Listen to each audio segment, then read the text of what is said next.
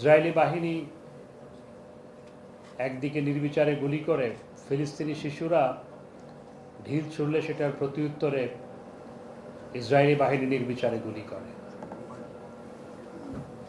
এবং কোনো কোনো দেশ একদিকে অস্ত্র সরবরাহ করে ইসরায়েলকে, সেই অস্ত্র ফিলিস্তিনিদের নির্বিচারে হত্যা করার জন্য ব্যবহার হয়।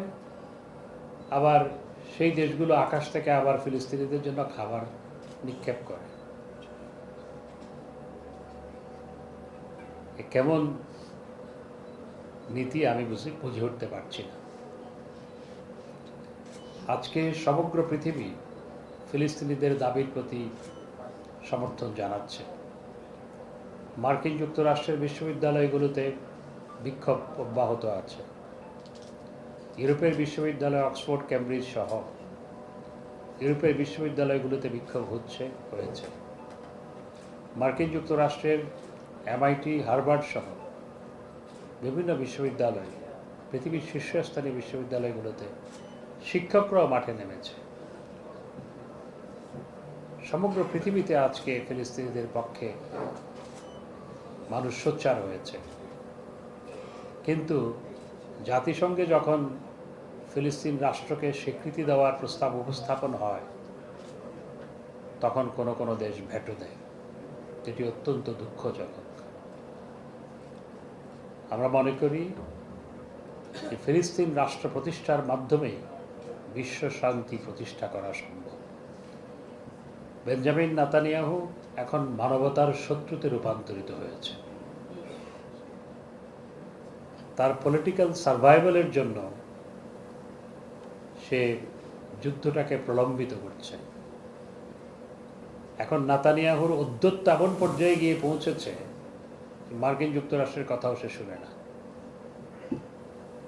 তবে আমরা আশা করব যে বিশ্ব শক্তিগুলো এই ফিলিস্তিন রাষ্ট্র প্রতিষ্ঠার ক্ষেত্রে এগিয়ে আসবে এবং ফিলিস্তিনের শান্তি প্রতিষ্ঠার মাধ্যমে বিশ্ব শান্তি স্থাপন করার ক্ষেত্রে গুরুত্বপূর্ণ অগ্রগতি অর্জিত হবে।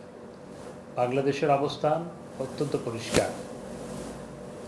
মাননীয় প্রধানমন্ত্রী বঙ্গবন্ধু কন্যা জননেত্রী শেখ হাসিনা, তিনি ফিলিস্তিনিদের পক্ষে সবসময় সোচ্চার, দেশে এবং বিশ্ব পরিমণ্ডলে। এবং আমাদের দেশ ফিলিস্তিনিদের জন্য সাহায্য পাঠিয়েছে। মাননীয় প্রধানমন্ত্রী আবারও নির্দেশনা দিয়েছেন সাহায্য পাঠানোর জন্য। এবং ফিলিস্তিনিদের পক্ষে যে সাউথ আফ্রিকা মামলা করেছে ইন্টারন্যাশনাল ক্রিমিনাল কোর্টে, সেখানে বাংলাদেশও সেটির সাথে সমর্থন দিয়ে বাংলাদেশের পক্ষ থেকে বক্তব্য সেখানে উপস্থাপন করা হয়েছে। মাত্র গুটি কয়েক দেশ সেখানে সাউথ আফ্রিকার যে পিটিশন, সেই পিটিশনের পক্ষে বক্তব্য রেখেছে, বাংলাদেশ সেখানে রেখেছে।